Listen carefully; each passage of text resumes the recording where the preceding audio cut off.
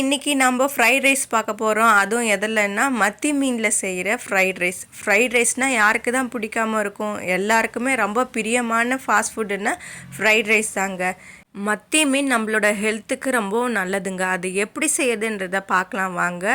Fried ரைஸ்க்கான தவாவை எடுத்து வச்சுக்கிட்டாச்சு. கொஞ்சம் எண்ணெய் போட்டுக்கிட்டு மத்தி மீன் ஒரு 5 எடுத்து சின்ன சின்னதாக கட் பண்ணி அதில் மஞ்சத்தூள் போட்டு நல்லா வதக்கணுங்க. கொஞ்சம் உப்பு போட்டுக்குங்க.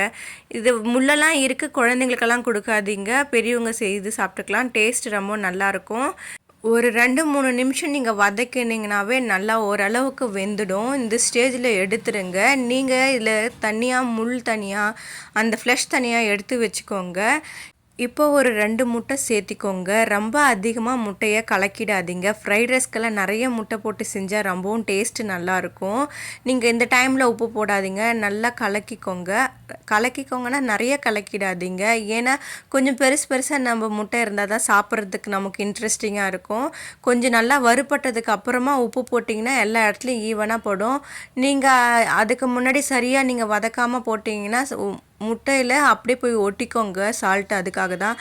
வாசம் நல்லா வர வரைக்கும் முட்டையை நல்லா வதக்குங்க. அதுக்கப்புறம் அதை எடுத்து வச்சுட்டு தனியாக இப்போது 1 ஸ்பூன் அளவுக்கு எண்ணெய் ஊற்றி ஒரு 2 சின்ன சைஸ் வெங்காயத்தை பொடியாக கட் பண்ணி அதை வதக்கிக்கோங்க. இது கூட ஒரு 2 பச்சை மிளகாயும் இந்த மாதிரி கட் பண்ணிக்கோங்க. ஒரு 5 பல்லு பூண்டு அதையும் சின்ன சின்னதாக சாப் பண்ணி இது கூட சேர்த்து நல்லா வதக்குங்க. அதை நல்லா எல்லாத்துலேயுமே அந்த அரோமா ஸ்மெல் வரணுங்க. அது வரைக்கும் நீங்கள் வதக்கணும். வதக்கிட்டதுக்கப்புறம் நீங்கள் கொஞ்சம் உப்பு சேர்த்திக்கோங்க. வெங்காயம் நல்லா டேஸ்ட் கொடுக்கும் ஃப்ரைட் ரைஸ்க்கு. மிளகாய் நல்லா காரத்தை கொடுக்கும். சிலர் பெப்பர் விரும்புவாங்க, சிலர் மிளகாய் விரும்புவாங்க. எங்களுக்கு க்ரீன் சில்லி ரொம்ப பிடிக்கிறனால நாங்கள் அதை நிறையா யூஸ் பண்ணிப்போம். பாருங்கள், இந்த ஸ்டேஜில் ஒரு கப் அளவுக்கு ஒயிட் ரைஸ், இது பாஸ்மதி ரைஸ் தான் இருக்குன்னு அவசியம் இல்லை. நம்ம வீட்டில் லெஃப்ட் ஓவர் ரைஸ் ஏதாவது இருந்துச்சுன்னா அதை சேர்த்திக்கலாம். அதாவது மோஸ்ட்லி லெஃப்ட் ஓவர் ரைஸை வீண் பண்ணாமல் இந்த மாதிரி இன்ட்ரெஸ்டிங்கான விஷயம் செஞ்சு கொடுத்தீங்கன்னா வீட்டில் எல்லாருமே நல்லா சாப்பிட்டுடுவாங்க, மிச்சமே இருக்காதுங்க. இந்த டைமில் கொஞ்சம் நல்லா நீங்கள் சாதத்தை நல்லா மிக்ஸ் பண்ணி விட்டுக்குங்க. நான் சாதத்தில் இதுக்கப்புறம் நான் உப்பு சேர்க்கல, ஏன்னா சாதம் வடிக்கும் போதே உப்பு சேர்த்து தான் வடிச்சிருந்தாங்க. அது மட்டும் இல்லாமல் நான் வெங்காயத்துலேயும் முட்டையிலையும் மீன்லேயுமே தனித்தனியாக உப்பு போட்டிருந்தேன். இந்த ஸ்ப்ரிங் ஆனியன் இருக்குது இல்லைங்க, இந்த லீஃபு, இது நம்ம வீட்டிலே வளர்றது. எங்கள் வீட்டில் பூண்டு வெங்காயம் இது எல்லாமே நட்டு வச்சுருந்தோம். நல்லா வளர்ந்து நல்லா அதோட லீஃப்களெல்லாம் சூப்பராக இருக்குது.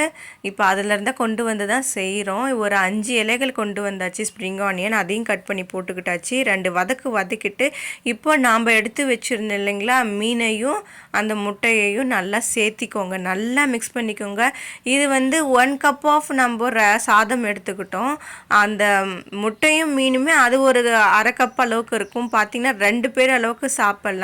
ஈவினிங் ஸ்நாக்ஸ் மாதிரி சாப்பிட்றதுனால பாதியாக 2 பேர் சாப்பிட்டுக்கலாம் கொஞ்சம் கொஞ்சமாக. இப்போ நம்மளோடது ரெடி ஆகிடுச்சு. டேஸ்டியான மத்தி மீன் ஃப்ரைட் ரைஸ் ரெடி. இப்போ நம்ம இதை சர்வ் பண்ணிக்கலாம். உங்கள் எல்லாருக்குமே இது ரொம்ப பிடிக்கும். ஒரு முறை ட்ரை பண்ணி இதையும் டேஸ்ட் பண்ணி பார்த்துருங்க. சிக்கனில் சாப்பிட்ருக்கீங்க, மட்டனில் சாப்பிட்ருப்பீங்க, ஃபிஷ்ஷில் செய்து சாப்பிட்டு பாருங்கள். எப்படி இருக்குன்றதை கமெண்ட் பண்ணுங்கள். ஹாப்பியாக இருங்க. Bye bye. Subscribe my channel.